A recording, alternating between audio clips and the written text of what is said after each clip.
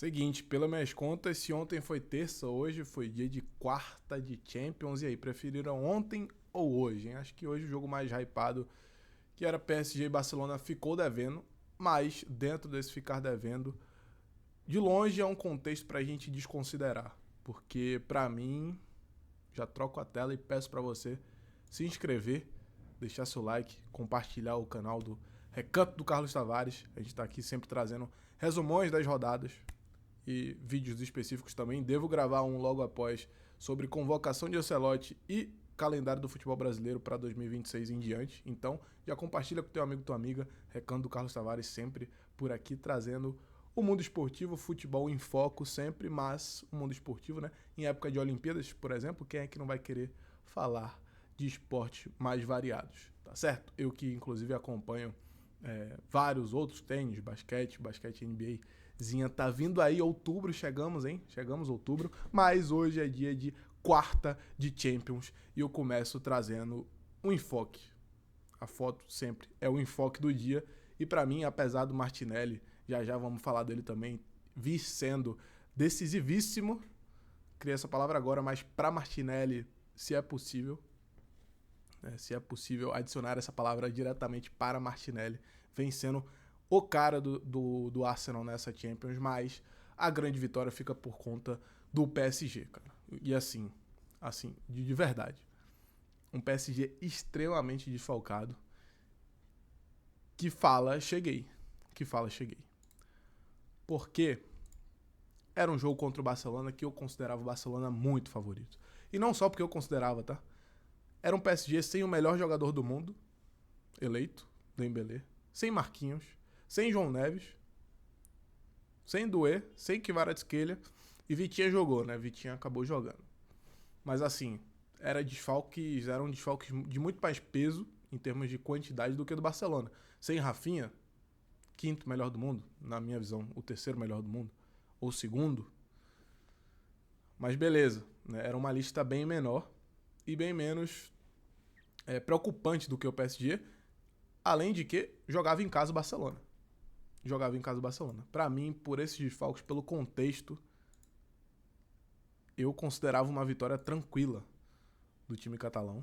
Mas o PSG falou, cheguei, o meu projeto está aqui, não foi só ter ganho a Champions, a primeira Champions tão esperada, tão aguardada, tão sofrida para vir, né? Na final que deveria realmente acontecer, o PSG fala, cara, fui campeão contra a Inter, metendo 5-0 e poderia ter sido também contra o Barcelona. Hoje um jogo de desfalques, mas se fosse os dois times completos numa final da temporada passada, como aconteceu contra a Inter, muita gente falava, pô, aquela Inter não merecia ter passado do Barcelona, enfim. Acho que o PSG também bateria de frente. Final, a gente sabe que acontece como tem que acontecer, mas o PSG fala, cheguei porque não teve melhor do mundo resolvendo, pelo contrário, foi um cara que entrou na final contra a Inter também e abriu o placar hoje contra o Barcelona, da base do PSG. Então, a rapaziada que tá chegando aí também, mostrando sua força. Excelente vitória do PSG. Mais um time que começa essa fase de Liga da Champions com 100% de aproveitamento, 6 pontos de 6. Né? Ontem trouxemos quem foi, mas hoje tivemos mais. O Karabag, inclusive, que iniciou a rodada, tem 6 pontos em 6 conquistados.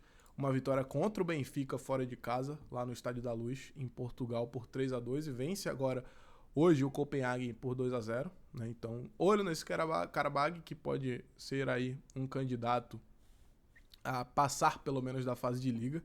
Né? Já vem com 2 vitórias. Essas 2 vitórias para esses times são muito importantes. Como teria sido ontem, né, para o Clube Bruges, que saiu ganhando, estava fazendo 6 pontos em 6 também, acabou tomando a virada. O Karabag não, já consegue esse 6 de 6, que é muito importante, diferente do União São Risoli, outro time nesse mesmo contexto, mas porque venceu a primeira rodada, né? Mas acabou sendo derrotado em casa no jogo contra uma equipe bem mais qualificada, que é a do Newcastle, que mais uma vez mostra não sentir falta de Isaac, né? Seu novo centroavante consegue mais um gol, né? O nosso querido Waltmore, ainda estou acostumando a falar o nome do nosso parceiro, mas o Newcastle consegue um 4-0 e se equilibra, né? Porque perdeu o primeiro jogo o Newcastle aqui na Liga dos Campeões. Foi derrotado para, me ajude a te ajudar, o Barcelona, exatamente, com aqueles 2 gols de Rashford, né? Então, assim, Newcastle que consegue se recuperar na classificação. O City seria mais um time a fazer 6 pontos de 6. Mas, nessa rodada, tivemos um show de gols após os 80 minutos. Em todos os 1, 2, 3, 4, 5, 6, 7, 8 jogos aqui, tivemos gols depois dos 80. No único que não teve, que foi esse Leverkusen em PSV, foi o jogo que mais também trouxe... Pô, tinha uma expectativa legal de gols, pelo menos de mais gols nesse Leverkusen e PSV, mas acabou que foi o 1-1, né, o único 1-1 do dia,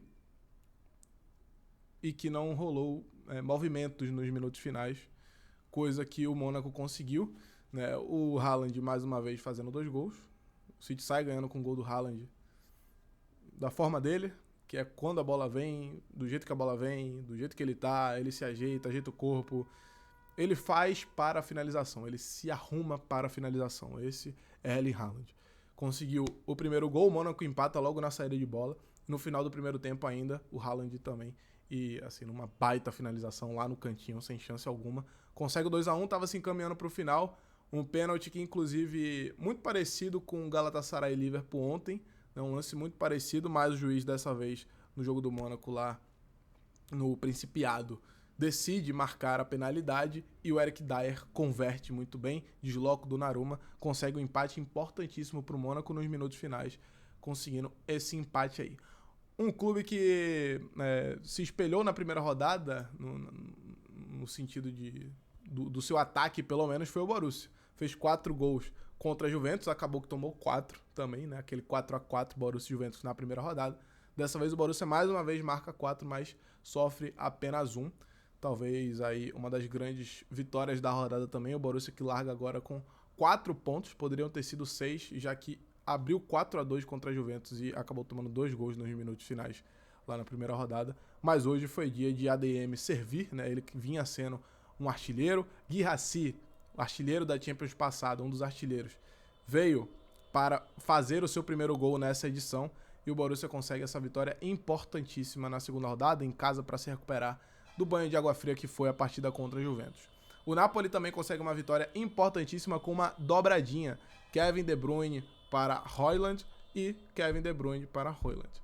2-1 com essa dobradinha, 2 assistências de Kevin De Bruyne, 2 gols de Højlund e o Sporting acabou até empatando a partida de pênalti com seu artilheiro da temporada, o Suárez, mas acabou não resistindo ao Napoli na Itália.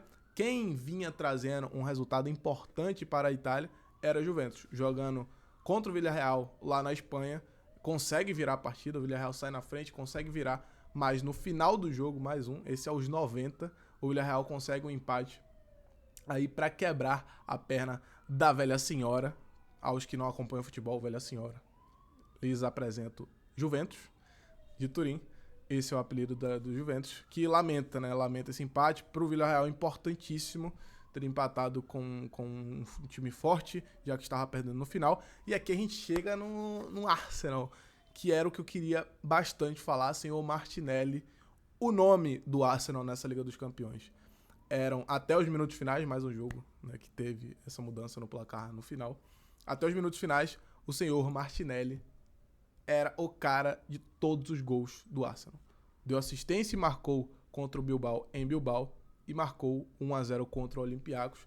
No finalzinho, Saka amplia e decreta mais 3 pontos para o time do norte de Londres, jogando em Londres, né? Jogando no Emirates Stadium. O Arsenal consegue mais uma vitória, né? Outro que está 100%, são 6 pontos em 6 conquistados, largou vencendo o Bilbao e agora também o Olympiacos. Aqui é assim, o Barcelona e PSG foi o jogo que eu escolhi para assistir, óbvio, apesar dos desfalques, quis dar essa chance, tinha Yamal de um lado, tinha Nuno Mendes e Hakimi do outro, que dupla de laterais são esses caras. Mas, vou te falar, velho, podia ser melhor, tá? Até com os desfalques, eu acreditava num jogo melhor. Acabou que o Barcelona saiu na frente com o Ferran, inclusive escolha interessantíssima de Hans Flick.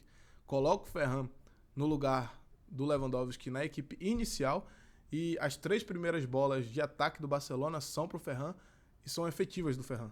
Em uma ele consegue driblar o goleiro, é parado pelo zagueiro do PSG que estava substituindo o Marquinhos, me fugiu o nome agora.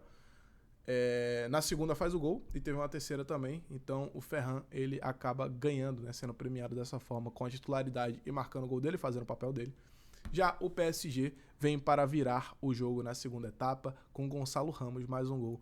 Aos 90 minutos o PSG consegue essa vitória para ser um time 6/6 na Liga dos Campeões, mais um desses. Leverkusen e PSV empataram em 1-1, o único jogo que não teve, né, gol, mudança no placar nos minutos finais, como havia dito.